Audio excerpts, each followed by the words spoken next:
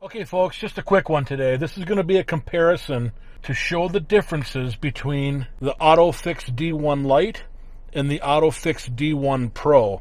And here you can see I've got them sitting on top of each other. You can see the size difference on the screen there.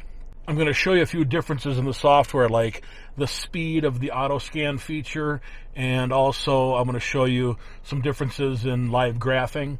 But first I've got a chart here that I'll put up on screen that you can see all the differences between these two. So over in the left column there you can see the Lite was released in 2001 and the Pro was released in 2002. I'm not going to name all these. You can pause this and read this chart for yourself. But just to point out a few of the differences here on the far left, because there are actually a couple of items on the D1 Lite that are a little bit better than the D1 Pro, but they don't really make or break the overall scan tool. So the D1 Lite is a 4-core, 1.5 gigahertz processor, and the Pro is an 8-core, 2.2 gigahertz processor.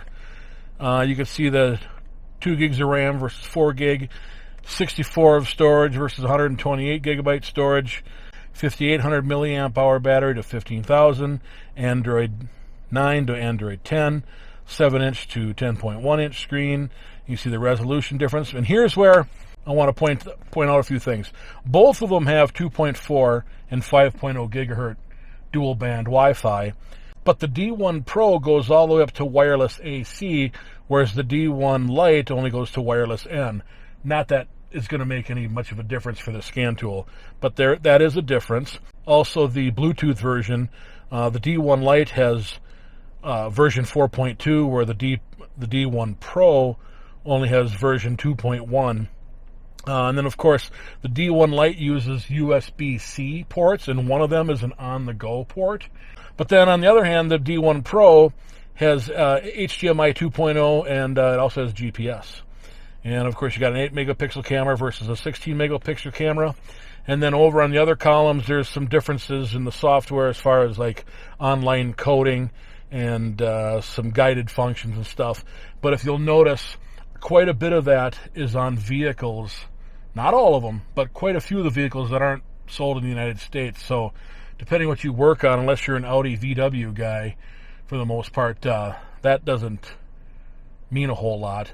To most people. And then of course there is the D1 Pro is compatible with the Autel oscilloscope and of course the endoscope. And then of course down at the bottom you got the pre and post scan and Wi-Fi printing. Like I said, if you want to finish reading this in more detail, go ahead and pause the video. Okay, I've got the D1 Lite hooked up to my car. It's already connected, ready to go. And I want to show you the difference in AutoScan. This is your typical AutoScan on pretty much any brand of scan tool for the most part. You click AutoScan and it'll connect with the vehicle, and then it's going to take its time and it's going to scan through all the modules. I'm going to speed this up so you don't have to sit through it, but once it's finished I will put down on the screen the actual length of time it took to scan before I sped up the video.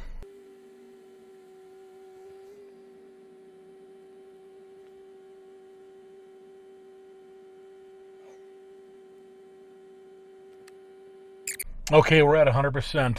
I'll have to look at the editing software to see how long it took, but it was several minutes. I think you'll see the new D1 Pro is quite a bit quicker. But before we get there, okay, so we did the full system scan. Bear with me. I'm going to get over and look at some live data here. Okay, I've selected 3 different data PIDs here, and then we'll go show selected. I've got actual engine speed, oil pressure sensor pressure for variable pump, and fuel rail pressure set point. You see them changing when I hit the throttle.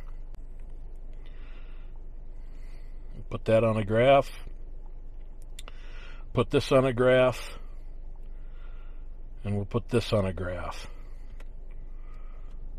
So obviously the screen is smaller than the D1 Pro, so they don't fit on the screen as well. And you can zoom in and zoom out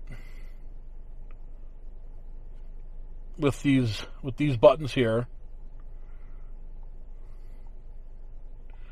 Zoom out, we can zoom in. But that's what the live data graphing looks like on this tool. Now let's get the D1 Pro pulled up and we'll check out the same stuff.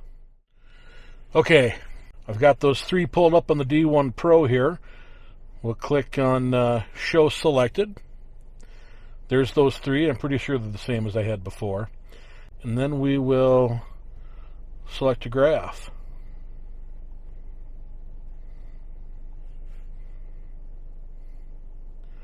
I can just about get three graphs on the screen here.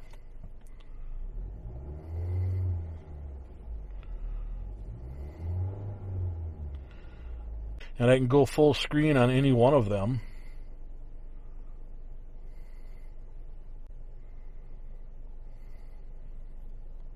Of course, we can change the color. So there's the live data on the D1 Pro. Now I want to go back and show you the full system scan speed of this tool. So we're going to go back here, go to AutoScan, and we're going to click down here. We'll click Fault Scan.